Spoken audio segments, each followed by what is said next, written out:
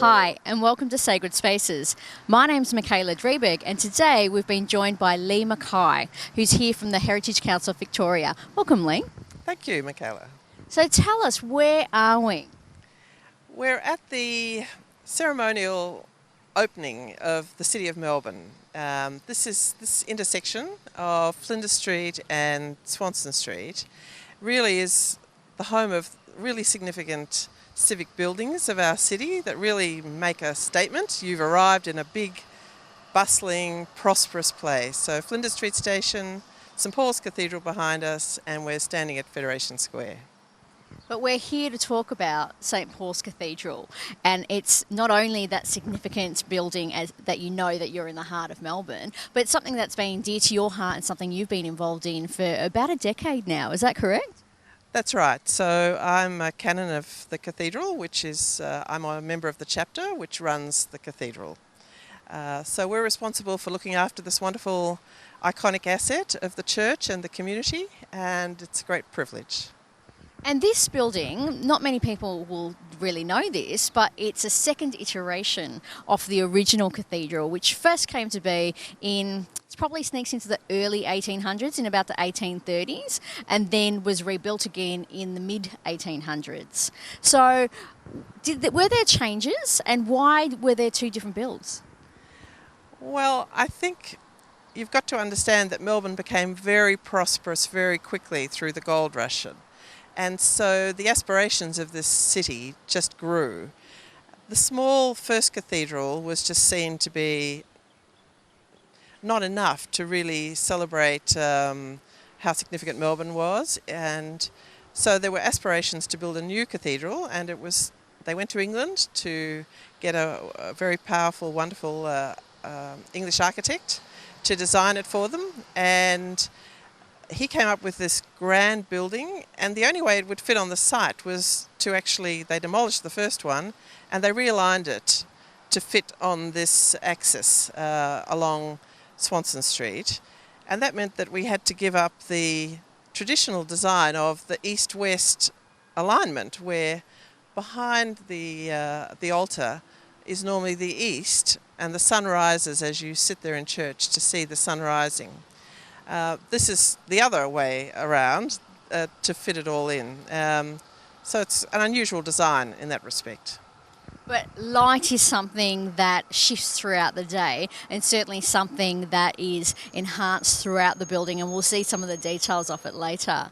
But the one other thing I wanted to ask you about is, so the architect that was involved with the design of the building, I read, has never actually seen it. Well, that's right. I don't think this is unusual, but there he was, sitting in England with this commission, and everything about it was designed by him, and the plans were sent out, and then a whole lot of the materials, like the flooring, was sent out from England, and it was to his design. It's a wonderful mosaic floor, and installed here. So it was a long way to come, and he had other commissions, so he never saw it in person, but it's a wonderful legacy, yes. And you would never tell. It's just so beautiful to look at from the outside, but the inside is really the wow factor. So I'd love to take a closer look at some of the details inside. Shall we go have a closer look? And we'll also meet one of your colleagues that was involved with some of the restructuring as well. Happy to do that. Excellent.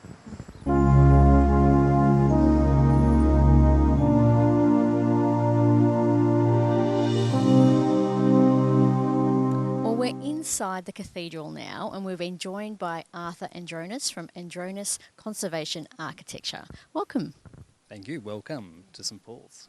It is a stunning building from the outside, but then inside is just as, if not more, beautiful. And one of the things that are really standing out to me is this doorway behind me. So this is the main entrance, but wasn't always the main entrance. Is that right? This is the grand processional entrance, and this is where processions start as the Mass begins. So we have a procession from the front steps, from the outside of the building, towards the sanctuary. So it was important to be a relatively grand entrance, but generally we've been coming into the cathedral as being fairly humble, to be then taken over by this wonderful, awe-inspiring interior.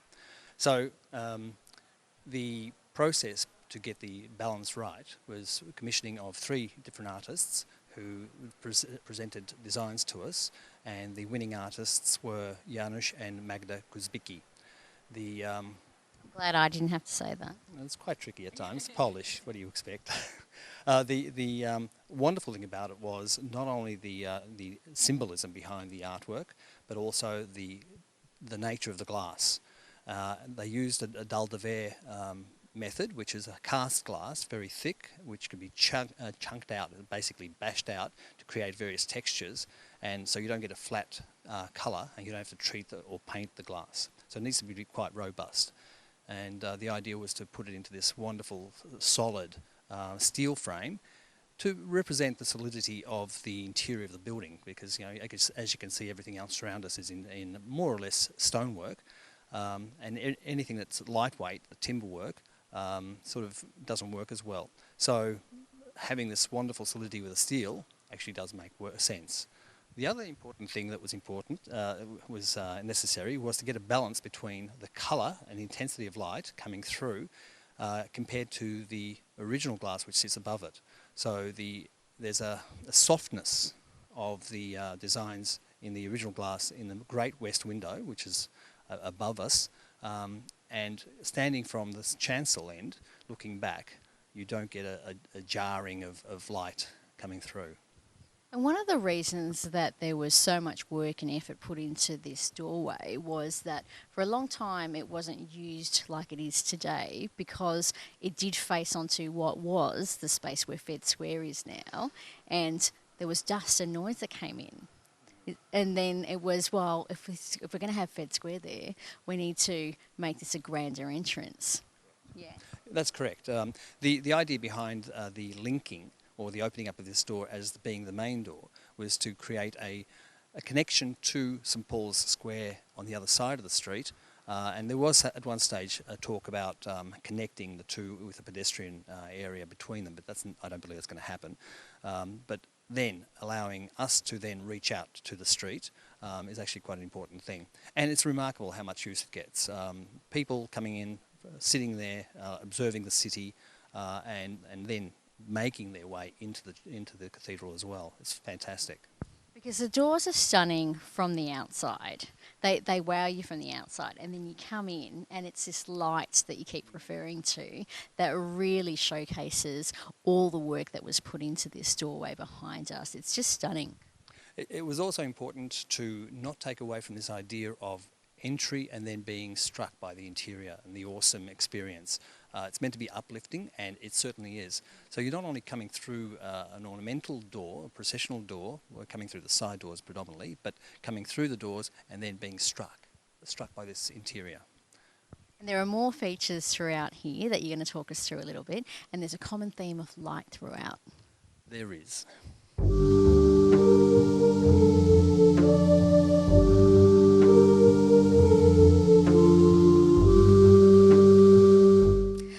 Actually standing in the exact same spot as we were when we were showcasing the stunning doors, but we've turned around now, and as you can see, this view behind me is just as beautiful. So Arthur, what's significant about where we're standing, and why would it be a really obvious line of sight for anyone that's done architecture?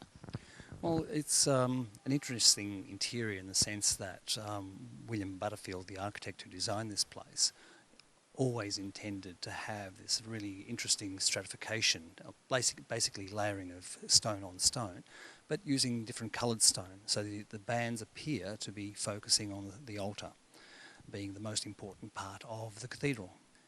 There's this layering going from ground to roof, then into the sky on the outside, and having the spires refract into the distance with the light playing against them. Is very, very important in terms of understanding the sort of transfer from human to spirit. And in the same in the same vein, Butterfield liked to transition or layer the interior from the front doors right to the sanctuary, where you have great colour coming in and you get taken away by this interior. but then you have much more complexity, much more colour, much more design in the chancel, basically to focus on the altar. And you can see that here with the gold in the reredos behind, and this wonderful white cross that just contrasts up against the playfulness of the mosaic. So I'm going to follow Butterfield's process and ask you a few things that you just mentioned to go into a little bit more detail about it. So you mentioned the spires. So that's the towers that are really what you can see from the outside. Yes. But they weren't always here.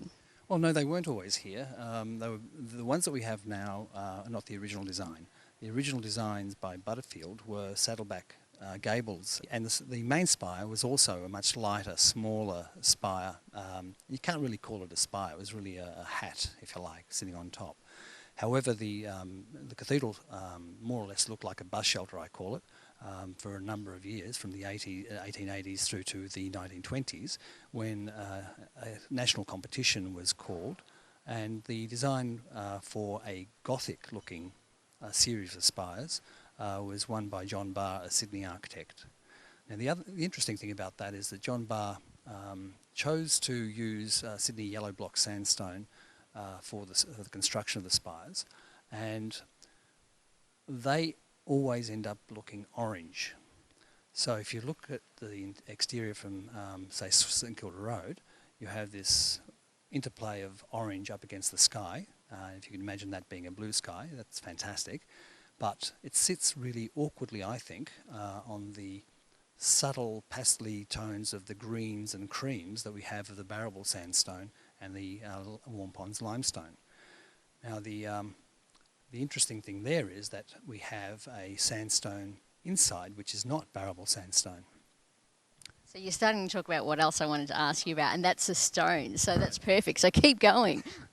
Well, and on the inside we basically have a sandstone, limestone and the bluestone. The bluestone is the grey banded material which contrasts with the sandstone, which draws the eye to the sanctuary. And it's this wonderful interplay of colour and design that really is what I think is exciting about this place. And you get the light coming in from the windows, for example, and them being LED lights which distort the colour of natural light and therefore create an ethereal quality in here. In winter, I love it in here in winter. It really becomes quite a mystical place, a space, even more so. On the other hand, some people think that if this was full of people continuously, it's even better. Well, that is certainly true.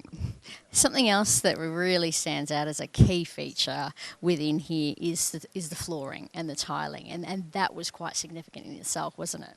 It certainly was. We ought to be thankful to Joseph Reed, who took over the construction of the building. Joseph Reed was prolific in his own right, having designed the exhibition buildings, for example, Melbourne Town Hall and so many other public buildings of note. But he stuck to Butterfield's design ideas, and the layering of the encaustic tile floor, going from a fairly large tile with some design in it, laid into the tile, taking it up to the chancel, it becomes much more complex, much more decorative, and the mosaic, and then it translates to mosaic, which is a very fine sort of tile pattern, and it's just magnificent. And we're going to take a closer look at that now. We are we? Fantastic. Let's go.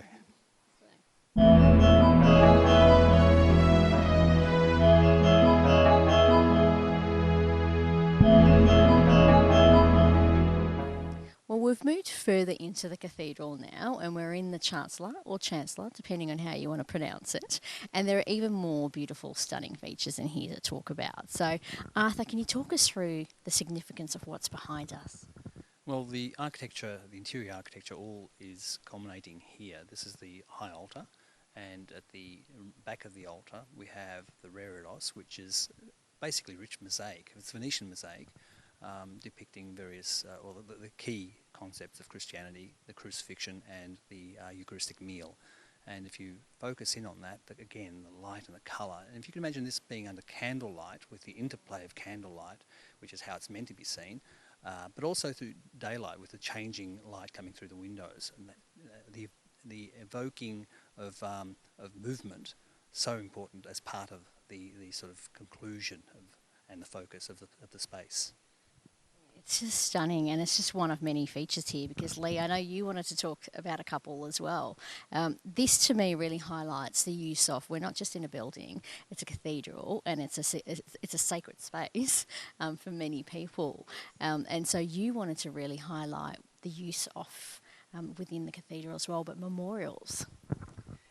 Yes, I think this has become a place where people know that cathedrals are built to last for a very long time, and they feel safe to ask for things that are significant in the life of the community to be recognised here and become places of pilgrimage or reflection. We've celebrated the ordination of women into our church here, and they have a plaque. There are plaques here to do with significant losses of life during war. And it's a very interesting place just to journey around and see what people of Melbourne in the past have wanted to memorialise for the future, and we capture a lot of that here. So it's a powerful journey about Melbourne and Victoria, but it's also a liturgical space. So this is the seat of the Archbishop. That's why it's a cathedral. That's what we have. We have a choir. We have choir stalls. We have beautiful artwork, and at the moment it's empty.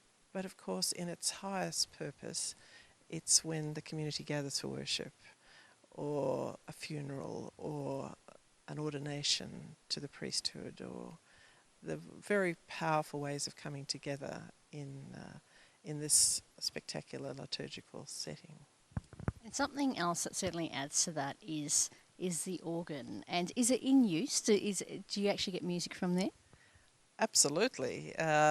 It's a very well-regarded organ, and music here is an absolutely integral part of the life of the cathedral. So we have a director of music, we have boys' choir, we have a girls' choir, and that tradition is a very strong element here. The organ is by a well-known maker, and it requires quite a bit of upkeep and restoration from time to time. But to sit here at the end of a service when the organist plays the final musical offering and we've all processed out and everyone's just sitting there and this organ just fills the space, it's a fantastic marriage between the building and how it's used. And you would have quite a significant view of that. So, the one thing that I love to ask people that we chat to about the different places we visit is the show's called Sacred Spaces, and sometimes we are in a very sacred space. But what we mean by that when I ask the question is there a special element of this building that you love? And if it is, what would it be? Well, I suppose for me it's the fact that being a canon, I have my own seat in the cathedral, and it's called a stall, and I sit there during services, and I have a view then which is actually looking at the organ pipes, which are beautifully decorated, and looking at the choristers and hearing them sing.